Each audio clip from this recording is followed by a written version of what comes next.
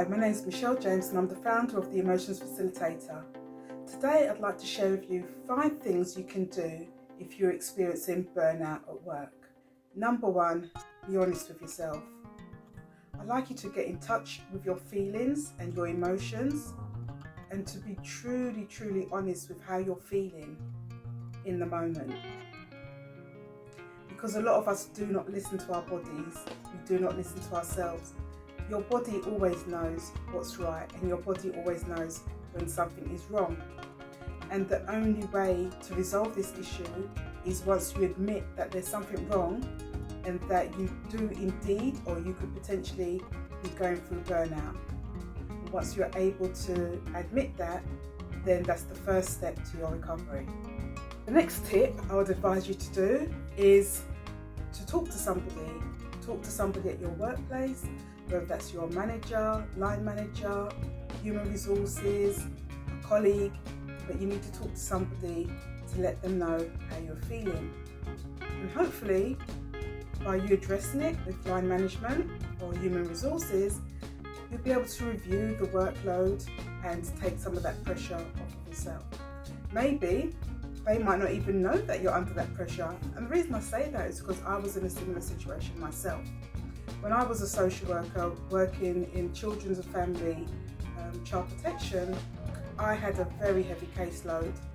And because, we all were complaining at the time, so I think management just thought it was just one of those things that it was just, part of the job. We're all going to moan about our workload.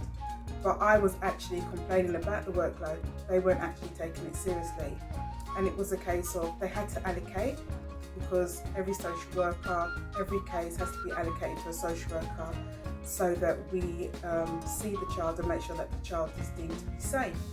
Now what happened to me is I had way more than what was recommended by the government, and because we were short of staff and somebody had to carry the load, I just got dumped with more and more work. It got to the stage where I was just buried knee deep in it, couldn't see my way out the other end. And it wasn't until we was in a team meeting that I finally broke down when the team manager asked how we were all coping. It just all came out, tears came flooding out, practically a breakdown in the team meeting, and that's when everybody took me seriously because they were all shocked. I mean, the managers know me, I'm quite happy-go-lucky, and when they saw me practically on the floor, they knew that it was serious and it was time that they had to do something about it. So from my own experience, go and seek management, let them know how you're feeling. I was then able to negotiate with my team managers that I needed to take some time off work. And on that point, we're going to go to self-care. Now, there may be many men that are actually listening to this video and reading the post. And self-care is not only for women. Self-care is not only about getting pampered and getting our nails done and having a massage. Men can have massages too. Yeah, you can go and pamper yourself as well, Ben. You can go and get facial done. You can get, get groomed, get your hair done. Some of you may just pick up a book. Do you know how relaxing it is to pick up a book and just bury yourself deep in a novel or some fiction, non-fiction? You could take yourself away somewhere, go off to dreamland. We need to do these things to take care of our mental health. I like listening to music, so one of the things I would do, listen to music and have a dance around with this silly little girl. I enjoy doing that. I also enjoy going out to the outdoors. I have a hammock which I like swinging on. I also enjoy hula hooping. Do whatever it is that makes you happy, because again, you have to look after yourself. There's only one you, and if you don't look after yourself, nobody else will. And like they say when you board the plane, take care of yourself first. Yeah, you've got to take care of yourself first before you can take care of others, because we can't pour from an empty cup. The next tip I want to share is the importance of taking breaks. Very important that you take breaks. Number 1, take breaks from the computer screen. Now, as you know, being in front of that screen 8 hours a day is not good for your eyes.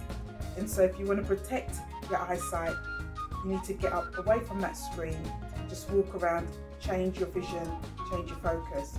It also helps to re-stimulate the brain. but have a lunch break. I see so many people do it. They won't take a break. I was one of those. I had reports to write. Oh, I can't stop now. I've got to do this report. I've got to do this report. Oh, I'll take my lunch break in a minute. That lunch break then ended up, it's the end of the day. You still haven't had a break yet. You're emotionally exhausted. You're emotionally drained. You're basically running on empty because you've not refueled. So you've not topped yourself up so that, to keep you charged and to keep you going throughout the day. So it is very, very important. Very, very important. I can't keep stressing it enough. Please take your breaks. Don't just sit there and be a martyr.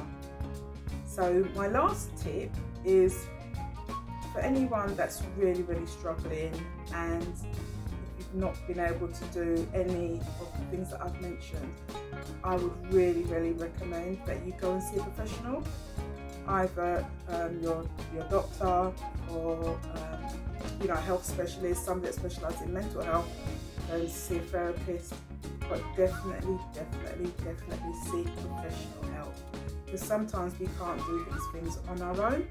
So I hope these tips have helped, and I hope you've enjoyed this video. Thank you for watching. Take care for now, and until